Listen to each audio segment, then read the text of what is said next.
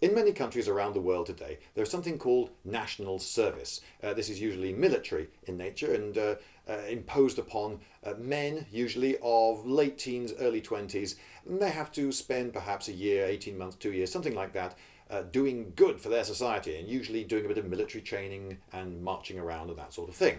And you can see why a society may impose that on people. This is the society that supports you. You must do your bit to defend it.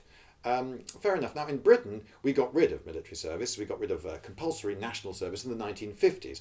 We decided that we wanted a small professional army and we wanted to free people up for the workforce a bit more quickly and so forth. We thought it'd be good for the economy. Anyway, for various reasons, it went. And every now and again, you hear someone say that we should bring back national service, get some discipline into people. Yes, there were social benefits of national service.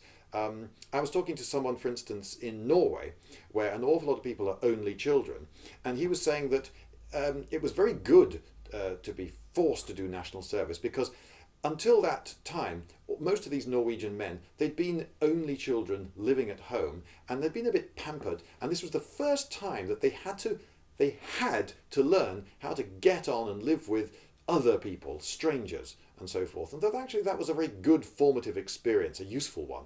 Although you might imagine it would be good to have that experience when you're perhaps a little bit younger. Anyway, I've been thinking, I'm not seriously advocating this as a policy, but I just want to, I've been considering this idea that perhaps we should bring back national service, but not of the military kind. How about a national service in which you spend, let's say, 1 year doing science? Wouldn't that be great? Just go through some of the advantages. For one thing, the world of science within Britain will be given a huge boost, a massive labour force. If you've got some scientific investigation that involves perhaps a lot of labour, perhaps a lot of tedious labour, going through surveys, adding up columns of numbers, or whatever it is, then you've got this army of people now that you can use for science. So, and one of the great things about science is it doesn't just benefit your society, it benefits the entire world. And as long as you write it down, it benefits it forever. And it might actually encourage people to learn a bit more science while they're at school, because a lot of people, it's boring, why are we doing science? When am I ever going to use this?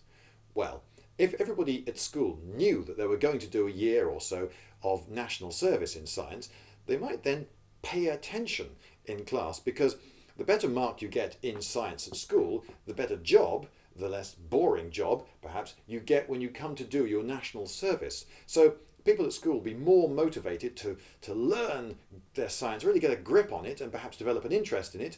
And then so when they do their national service, they can make themselves so much more useful and get so much more out of it. And then, of course, the country benefits from a load of people who are better educated in science, and that can only be a good thing.